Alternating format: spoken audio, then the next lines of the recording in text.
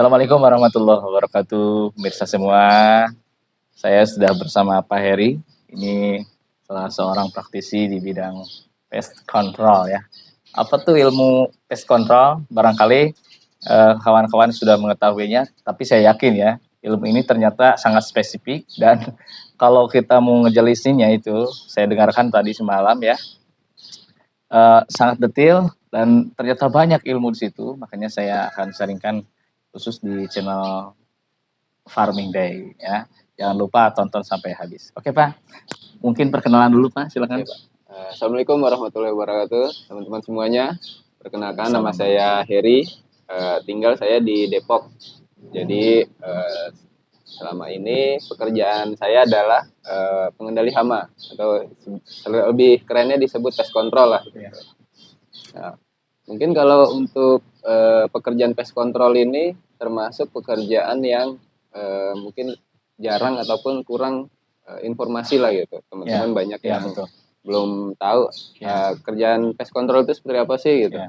Apakah cuman hanya mungkin kalau yang dilihat kan hamanya tuh biasanya kalau nggak kecoa, tikus, lalat, jadi hama-hama seperti itulah gitu yang umum. Jadi kesannya tuh ya paling cuman hanya disemprot ataupun dikasih racun dah cukup gitu. Tapi itu berbeda nanti saat kita masuk ke dunia industri. Di dunia industri itu pest control adalah salah satu bagian dari penilaian audit ataupun penilaian performa dari klien.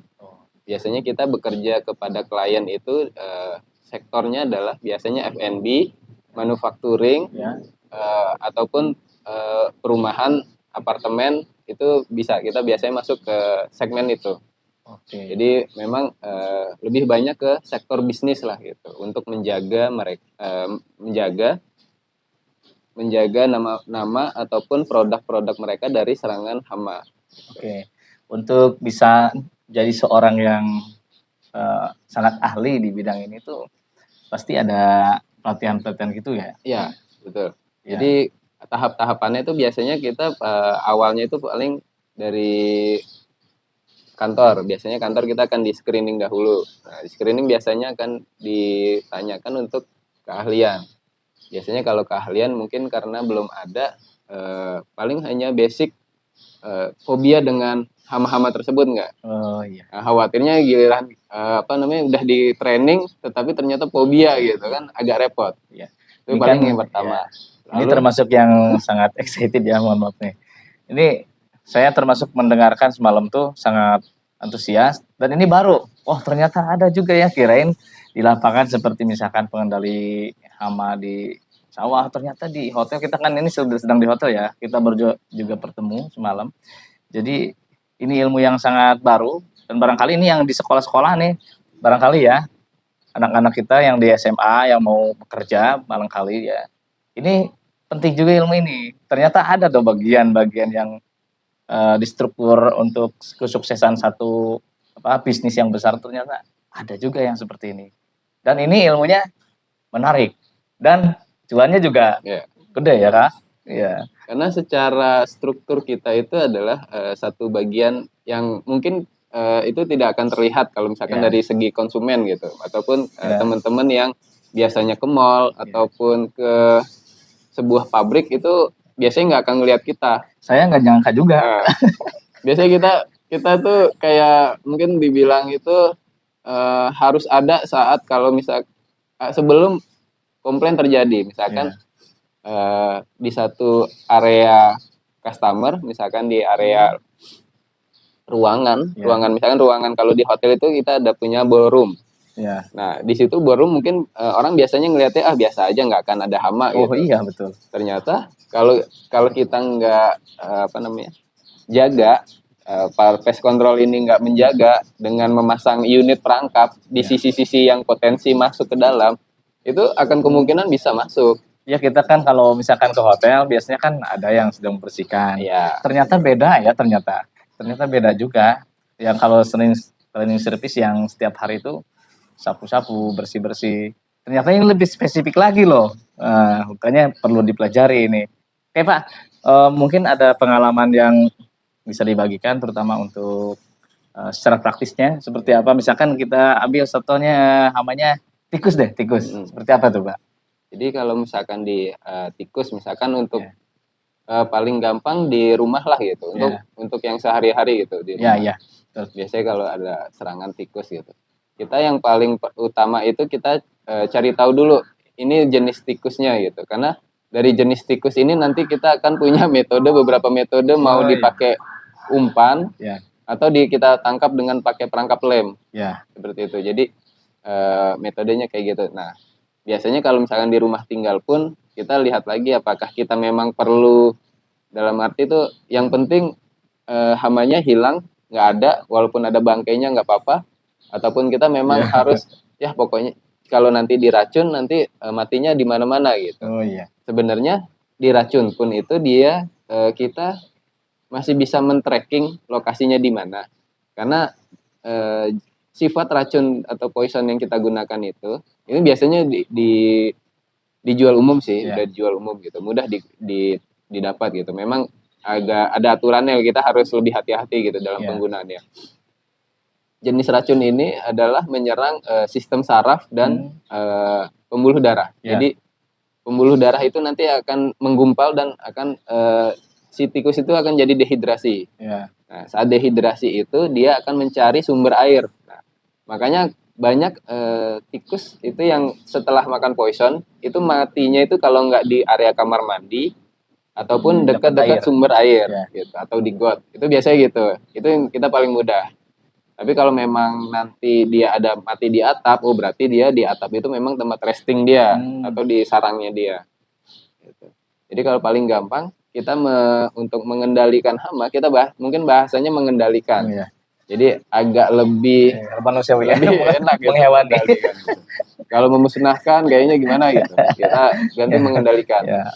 Jadi mengendalikan itu nanti kita tempat yang menjadi serangan tuh di mana. Mungkin misalkan di area dapur. Nah, nanti di area dapur itu nanti kita lihat. Kalau misalkan dia jenis yang tikus got ataupun tikus yang besar lah ukurannya gitu. Itu paling kita bisa lihat dari lubang-lubang di bawah, entah itu lubang pembuangan air kotor ataupun lubang pintu, daun pintu di bawah gitu kan bisa ada celahnya. Itu kita lihat apakah dari sana aksesnya.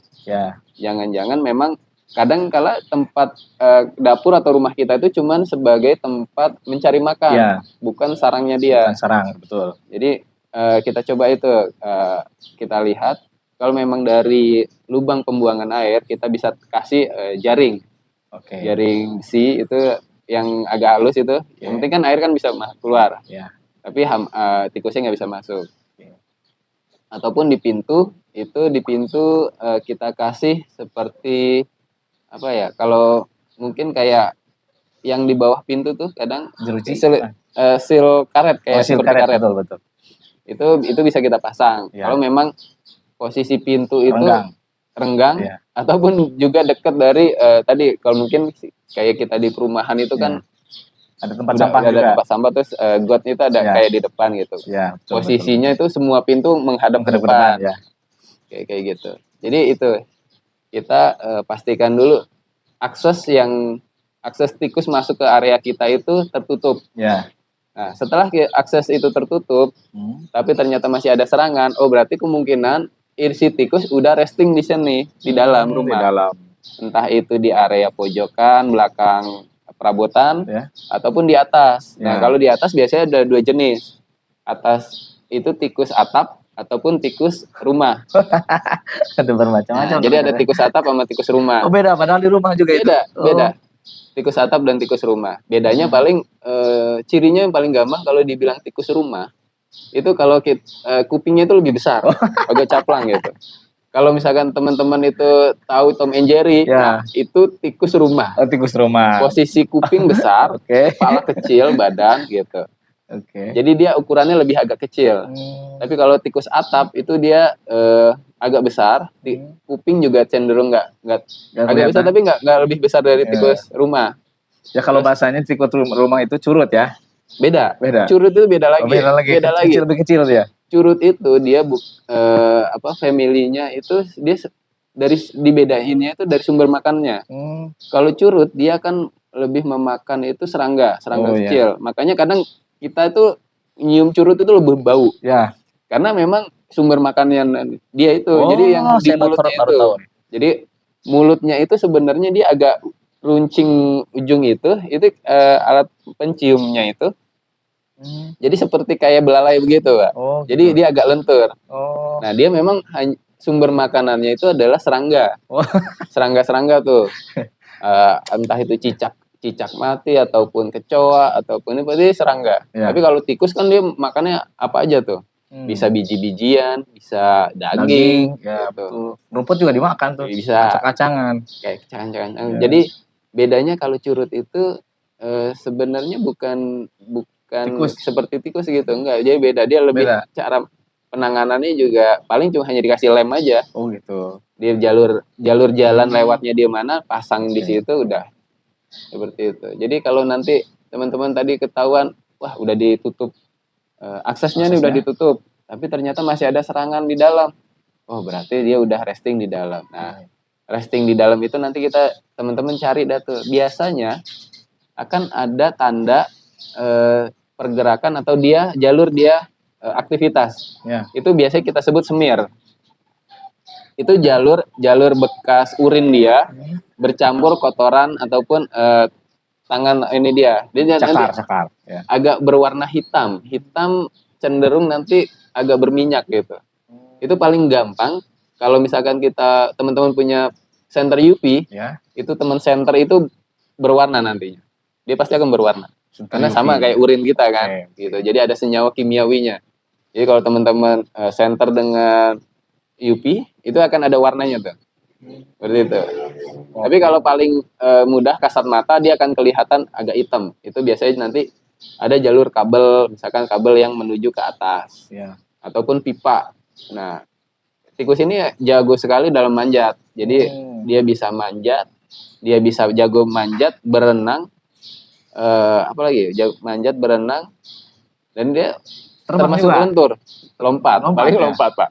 Dia lentur, jadi tulang punggungnya ini, dia dengan tulang kepalanya itu dia bisa agak masuk merenggang. Jadi dia bisa masuk ke dalam celah-celah bawah pintu itu begitu. Palanya dulu, nanti setelah ini dia akan ngerenggang ini, baru dia setelah tengkorak kepala masuk, baru belakang bisa. Jadi kayak ular ya, ular ya.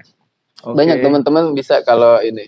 Memang kelihatannya tadi jasa bidang pekerjaan pest control itu sebenarnya jenjang karirnya dan sertifikasinya itu nasional. Nasional loh. Wow, kita keren. Itu untuk tenaga pest control yang masuk di manufacturing ataupun bekerja di klien yang istilahnya itu yang bintang kelas 5 lah atau yang atas gitu. Itu akan kita ditanyakan dengan sertifikat training dari dinas kesehatan. Jadi dinkes itu kita akan di training. Inkubasi di dinas kesehatan itu selama 1 minggu. Wah, lama ternyata. 1 minggu. Teman-teman kalau mau ikutan di dinas kesehatan loh ternyata. Nah, sebelumnya itu paling dari dinas kesehatan itu akan mengundang melalui perusahaan-perusahaan pest control. Biasanya yang diundang tuh perusahaan pest control, pabrik manufacturing, karena biar pengalaman itu biar dia juga tahu juga gitu. Jadi biar bisa saat di lapangan itu akan dikombin. Kalau misalkan ada pembukaan pendaftaran seperti itu biasanya lewat website atau gimana itu? Dari Dinkes itu nanti ada sih, dari Dinkes ada. Jadi khusus untuk tenaga kerja pengendali hama. Itu yang udah pasti akan disebar lah undangannya gitu dari dinas kesehatan seperti itu. Wah, ini info menarik nih kawan-kawan. Karena ini sekarang kita harus mainnya di spesialisasi loh. Ya, kita nggak bisa general, nggak bisa orang tuh multi talenta kemudian semua dikerjakan sendiri, nggak bisa sekarang. Itu kita harus kerjasama dengan yang lain. Terutama nih keahlian-keahlian yang lebih spesifik seperti ini sangat luar biasa dihargai untuk saat ini. Pak, saya juga mau tanya nih. Untuk aplikasi itu kan sekarang Bapak fokusnya di hotel ya, seperti di yang lain mungkin ya. Bisa. Ini untuk misalkan yang di sebaran luas, kalau saya kan di dunia pertanian. ini sebaran luas hampir mirip-mirip juga mungkin ya. Akses masuk, nah tadi ditutup mungkin ya. Kemudian kita mapping dia itu ngapain aja di dalam, apakah dia hanya sebatas singgah di situ atau memang dia itu sudah ada di situ, ya mungkin seperti itu ya. Baru kita cari itu obat yang tadi ya. Oke. Ya. Ini yang unik nih. Ya.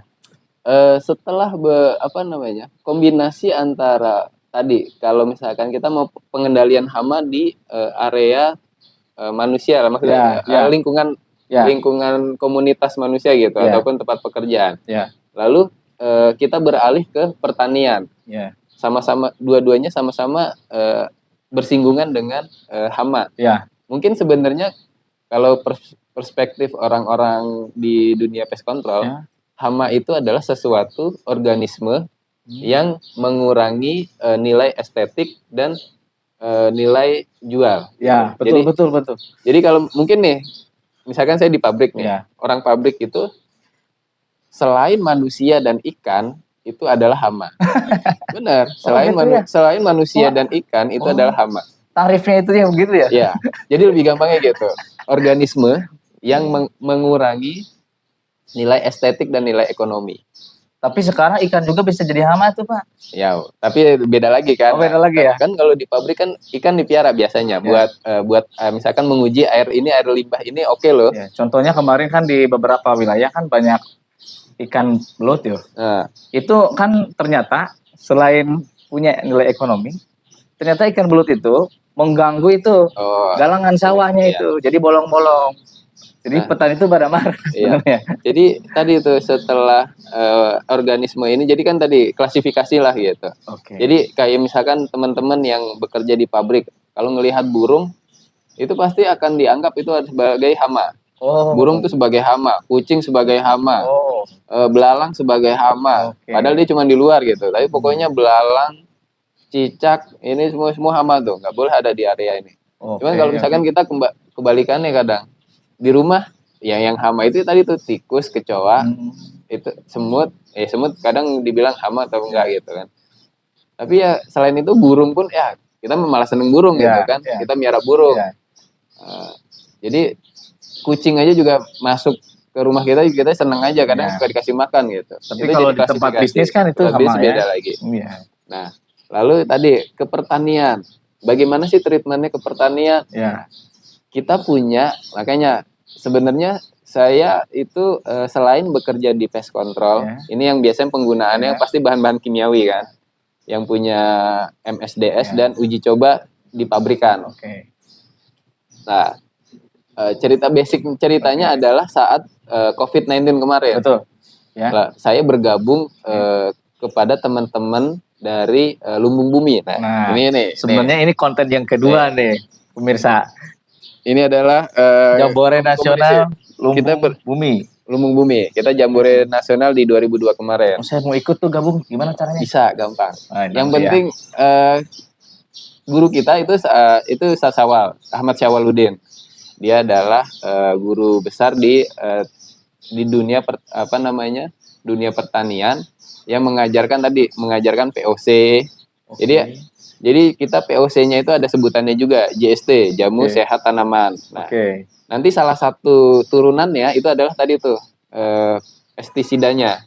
Jadi untuk hama-hama tertentu pestisidanya ada. Nah, kalaupun untuk tikus, kita tekniknya beda. Kalau misalkan kita terapkan di perumahan atau segi bisnis itu, kita kan knockdown, mengendalikan. Bahasanya dikendalikan, itu ya bahasanya. Populasinya kita turunkan. Misalkan tadinya perkiraan kita di situ ada 100, ya kita turunkan minimal jadi 10. Memang nggak akan bisa habis gitu, maksudnya nggak bisa.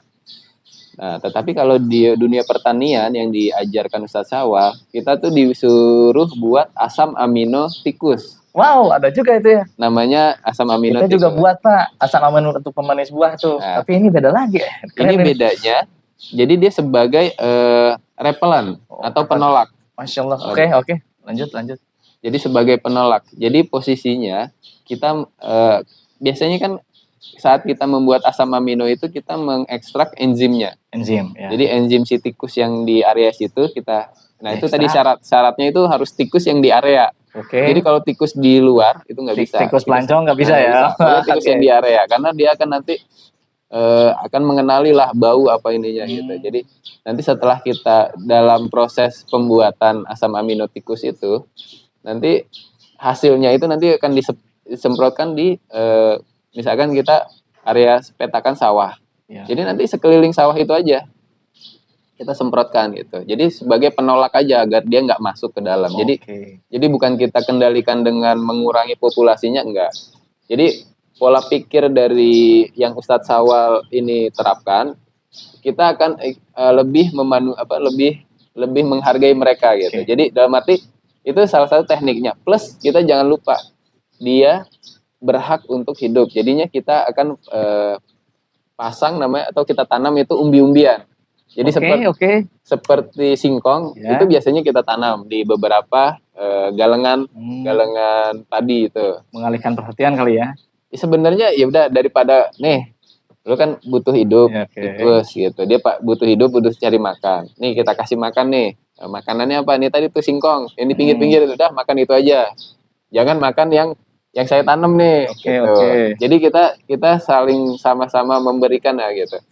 Jadi khawatir apa namanya ya, kalau misalkan kita hanya melihat sisi dari yang Ustadz Sawal ajarkan itu tikus itu sebenarnya ada manfaat. Ya. Ada manfaat dan dia pun ada itu sebagai barometer kita bertani juga gitu. Kita harus juga mengeluarkan, kalau kita mungkin sedekah lah bahasanya sedekah. Jadi kita bersedekah kepada tikus itu nih.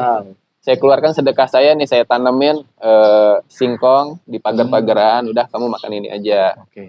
Jangan kamu ganggu, jangan kamu makan padi yang saya tanam. Menarik, Karena ini rezeki untuk anak, istri dan keluarga saya gitu. Termasuk tikus itu yang ada di kebun.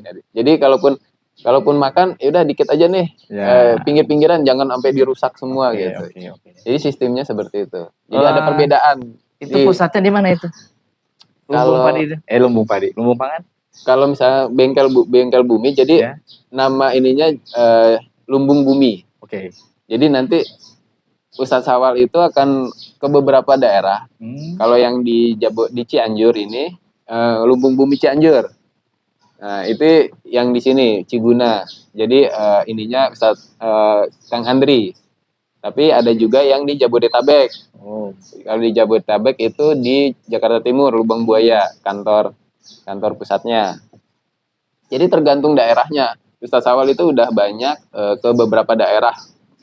Yang saya tahu tuh, ya mungkin yang saya ingat ya, di Lamongan ada, di Aceh ada, di Kalimantan ada, Sulawesi ada, beberapa banyak daerah gitu. Terutama yang paling persebarannya banyak tuh di Jawa. Di Jawa ya? Di Jawa banyak. Ini informasi menarik nih, luar biasa.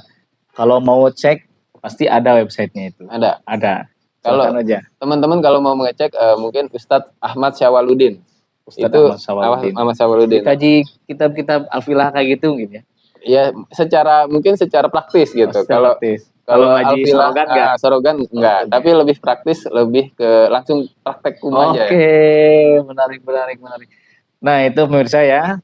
Jangan lupa nih, terapkan ilmunya, ambil kebaikan yang apapun yang kita dengar, ya, yang kita lihat, terutama di konten ini khusus mengenai ini ya, pest control.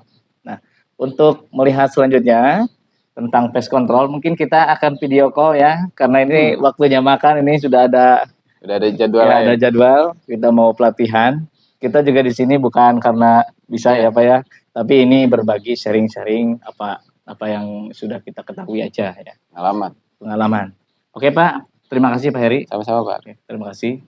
Selamat pagi semuanya ya. Aduh mohon maaf nih gibalnya agak masalah. Assalamualaikum warahmatullahi wabarakatuh. Waalaikumsalam warahmatullahi wabarakatuh.